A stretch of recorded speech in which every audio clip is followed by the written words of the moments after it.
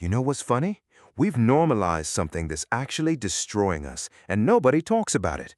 Right now, there are millions of people sitting in their rooms, scrolling through Spotify, and specifically searching for sad songs, not to feel better, not to heal, just to feel worse. And the algorithm knows it. It's feeding you exactly what makes you spiral.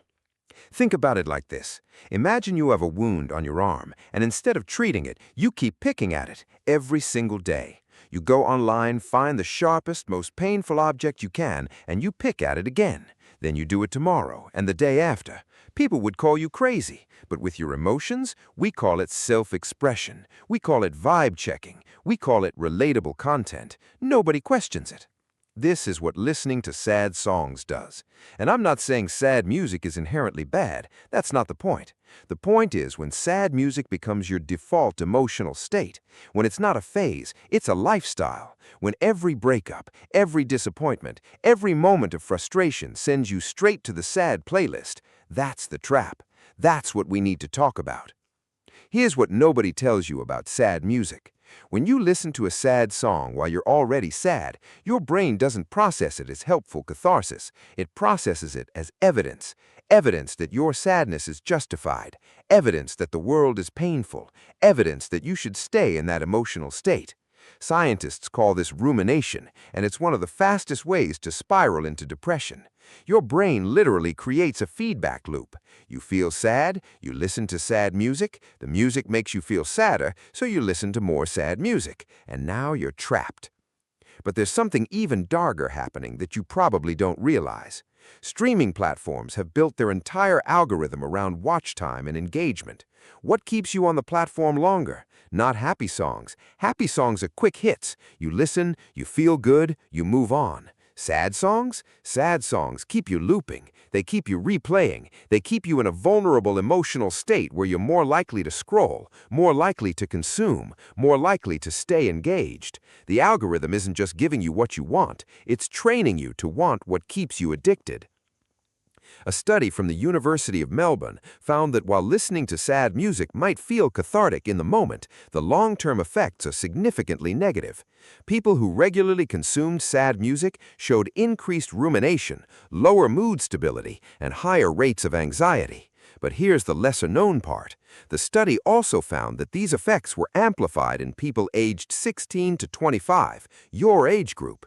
Your brain is still developing its emotional regulation. You're more susceptible to these cycles. The same song that an older adult might enjoy as occasional catharsis becomes a trap for you because your neurology is still learning how to process emotions.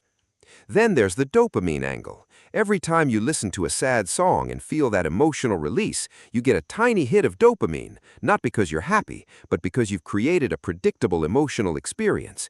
Your brain likes predictability. It's efficient, so you start seeking it out more frequently. You start needing that sad song more frequently to get that dopamine hit. Before you know it, happy songs feel shallow. Happy music feels fake. You've literally trained your brain to find sadness more rewarding than joy. Now let's talk about what this actually does to your life. When your default emotional state is sadness, it changes how you perceive everything. A neutral interaction with someone becomes proof that they don't like you. A setback at work becomes evidence of your incompetence. A day of normal stress becomes unbearable suffering. You're not seeing reality. You're seeing reality through a lens of sadness that's been reinforced by hundreds of sad songs in your playlist. And that lens distorts everything. People in your age group especially are dealing with real pressures, academic stress, social comparison on social media, career anxiety, relationship complications. These are legitimate struggles. But when you combine legitimate stress with a constant diet of sad music, you're not processing your emotions, you're marinating in them. You're building your identity around them. And here's what's terrifying. The longer you do this, the more your sense of self becomes tied to sadness. Your personality starts to feel like sadness. Your identity becomes the person who is depressed, who is broken, who understands the pain of the world. And that identity becomes hard to shake because you've literally reinforced it thousands of times through your playlist. So what do you actually do about this? First, awareness. If you're listening to sad music multiple times a week and you're feeling sadder than usual, that's not a coincidence. That's cause and effect. Acknowledge it. Second, you need to actually regulate this like you would any other harmful habit.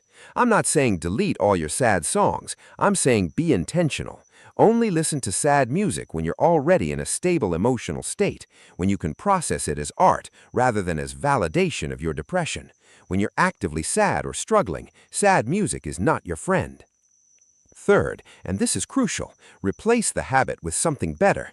Your brain likes patterns. It likes routine. If your routine is opening Spotify and going straight to the sad playlist, your brain will crave that. So create a new routine.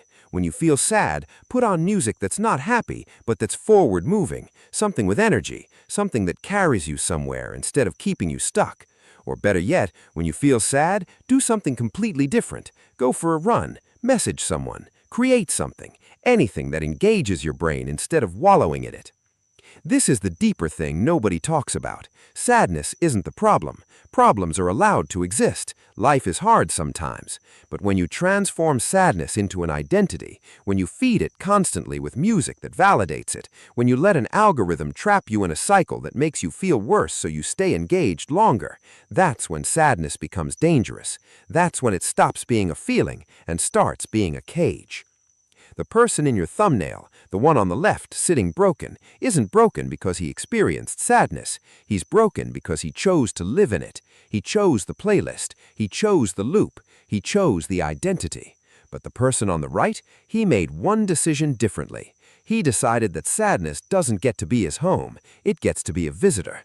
And once you understand that, once you actually take control of what you feed your brain, everything changes. You're young. Your brain is still forming its emotional patterns. The playlists you build now, the habits you create now, they're literally shaping your brain's wiring. You can be someone who experiences sadness and processes it, or you can be someone who lives in sadness because you've trained your brain to prefer it.